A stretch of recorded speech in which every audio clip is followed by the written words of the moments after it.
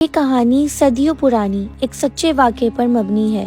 ایک فریادی بادشاہ کی بارگاہ میں حاضر ہوا اور عرض کی، بادشاہ سلامت، میرا مسئلہ بڑا ہی انوکھا اور نرالا ہے۔ بادشاہ نے بڑی حیرت سے پوچھا، وہ کس طرح؟ فریادی بولا، میرے پاس یہ ایک تھیلی ہے، جب میں سفر پہ جانے لگا تو یہ ہیروں سے بھری ہوئی تھی، تو آپ کے شہر کے قاضی صاحب کے پاس بطور امانت چھوڑ گیا۔ کیونکہ میرا سفر طویل تھا، لٹ جانے کا اندیشہ تھا۔ کچھ دنوں بعد میں واپس لوٹا تو قاضی صاحب نے مجھے تھیلی واپس کی، تو تھیلی کھوٹے سکوں سے بھری ہوئی ہے۔ میں قاضی صاحب سے کہتا ہوں تو وہ دستوں گریباں ہوتے ہیں کہ بتا کہاں سے پھٹی ہے، کہاں سے کھلی ہے، جس طرح ٹانکے لگا کر تم نے دی تھی اسی طرح لگے ہیں کہ نہیں؟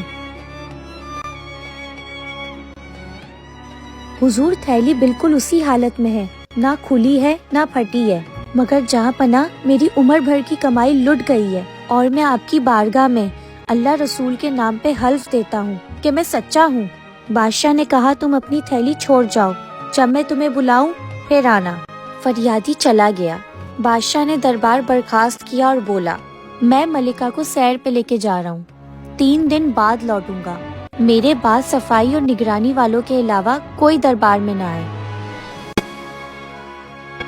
دوسری صبح پہرے دار جب دربار میں داخل ہوا تو وہ دیکھ کر کانپ اٹھا۔ تخت پھٹا ہوا تھا۔ نگران اور پہرے دار سخت پریشان تھے۔ ایسے میں ایک پہرے دار بولا کہ میں ایک ایسے رفوگر کو جانتا ہوں جو اسے پہلے جیسا ٹھیک کر دے گا۔ احمد رفوگر کو بلایا گیا اور اس نے تخت کو بالکل پہلے جیسا ٹھیک کر دیا۔ 3 روز بعد بادشاہ دربار میں واپس آیا۔ تخت پر نظر ڈالتے ہی بادشاہ اور ملکہ ایک دوسرے کو دیکھ کر مسکرانے لگے۔ سب کو بلایا اور پوچھا، تخت کو کس نے سیا ہے؟ پہرے دار بولا، کیا ہوا جناب، یہ تو پھٹا ہوا ہی نہیں ہے۔ بادشاہ بولا، میں خود پھاڑ کے گیا ہوں، بتاؤ سیا کس نے ہے؟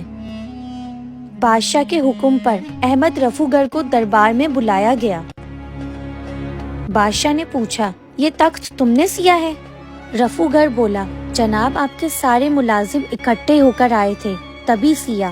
جہاں پناہ میری غلطی نہیں، معافی کا طلبگار ہوں۔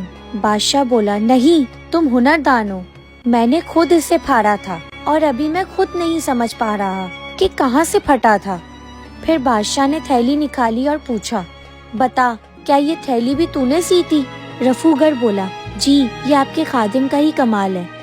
ایک قاضی صاحب آئے تھے، اس میں سے ہیرے نکال کر کھوٹے سکے بھرے تھے، کچھ حصہ مجھے بھی ملا تھا۔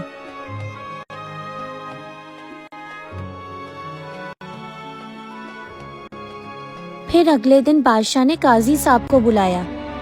قاضی صاحب، انسان خطا کا پتلا ہے، آپ سے غلطی سرزد ہو گئی ہے، مان لیجئے، میں وعدہ کرتا ہوں آپ کو معاف کر دیا جائے گا۔ وہ غریب انسان ہے، لٹ گیا ہے، اس کے ہیرے واپس کر دیں۔ قاضی بولا، سوال ہی پیدا نہیں ہوتا، آپ میری داڑھی دیکھیں، میرا اعزاز دیکھیں، دنیا میں میرا نام دیکھیں۔